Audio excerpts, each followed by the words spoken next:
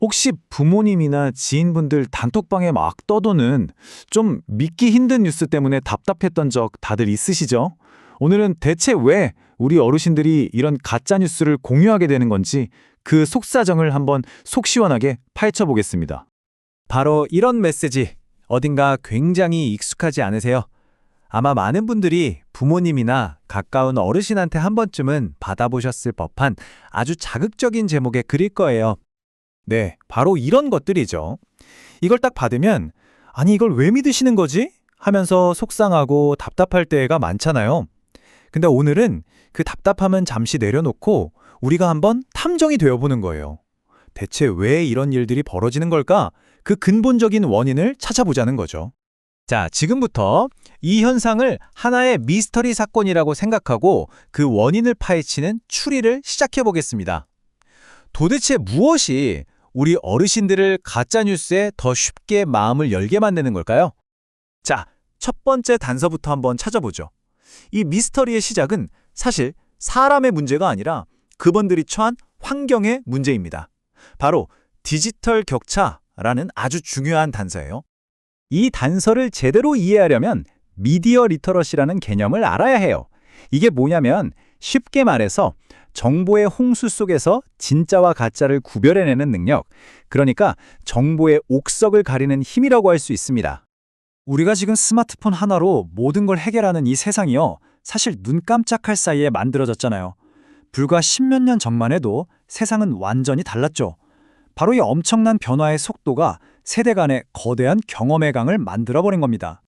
이 그래프를 보시면 그 격차가 확 와닿으실 거예요. 한 연구를 보니까 60세 이상 어르신들의 80%가 정보를 비판적으로 활용하는 능력이 부족하다고 해요. 이게 어느 정도냐면 젊은 층보다 무려 3배나 높은 수치입니다. 이건 개인의 문제가 아니라 한 세대를 통째로 마주한 현실이라는 거죠. 여기서 정말 중요한 점은요, 이게 결코 지능이나 지혜의 문제가 아니라는 거예요. 평생을 아날로그 세상에 맞춰 살아오신 분들께 디지털 세상의 규칙은 너무나 낯설고 복잡할 수밖에 없어요. 그냥 세상이 너무 빨리 변해버린 거죠. 좋습니다. 자, 그럼 이제 두 번째 단서로 넘어가 보죠. 이번에는 카카오톡 같은 플랫폼이 가진 독특한 특징을 살펴볼 건데요. 바로 신뢰의 함정입니다. 자, 이 그림의 핵심을 딱 보여주는데요. 보통 젊은 세대는 정보를 딱 보면 이 내용 진짜야? 하면서 정보 그 자체의 사실 여부를 따져보려고 하잖아요. 하지만 어르신 세대는 그 판단의 기준이 조금 다른 경우가 많아요.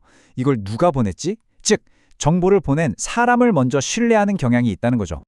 네, 바로 이런 생각이죠. 내 가족, 내 동창, 교회 친구처럼 내가 믿고 신뢰하는 사람이 보낸 정보는 일단 의심이라는 필터를 잘 거치지 않고 이건 맞는 정보겠구나 하고 받아들일 가능성이 커지는 거예요. 정보에 대한 신뢰가 아니라 사람에 대한 신뢰가 먼저 작동하는 거죠. 그리고 이런 사람에 대한 신뢰는요, 단체 채팅방처럼 좀 폐쇄적인 공간에 들어가면 훨씬 더 강력해져요. 비슷한 생각을 가진 사람들끼리 서로의 믿음을 더 단단하게 만들어주는 정보만 주고받게 되거든요. 다른 의견은 자연스럽게 차단되고요. 이걸 반향실 효과라고 부르는데요. 마치 내 목소리가 방 안에서 계속 울리면서 점점 더 크게 들리는 것처럼 내 생각이 정답이라는 확신이 눈덩이처럼 커지는 겁니다.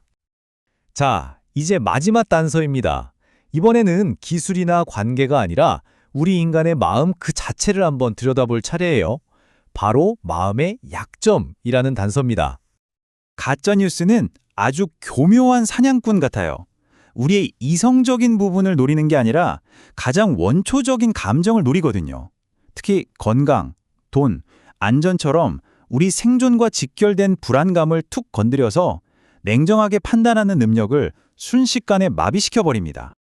특히 나이가 들수록 건강과 안전에 대한 관심은 누구에게나 커지기 마련이잖아요.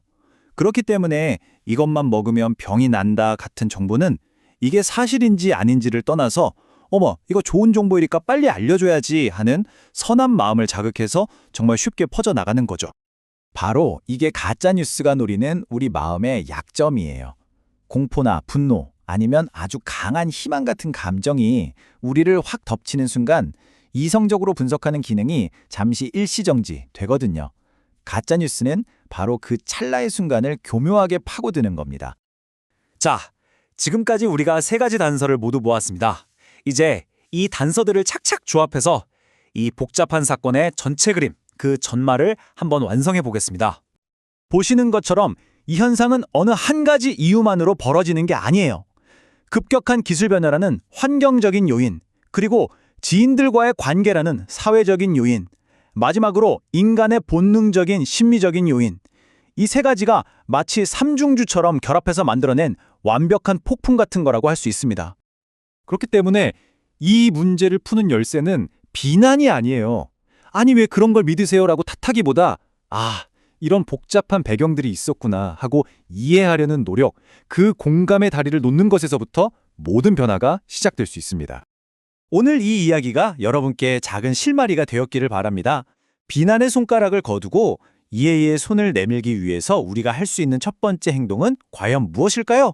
이 질문을 여러분께 남겨드리면서 오늘 설명은 여기서 마치겠습니다.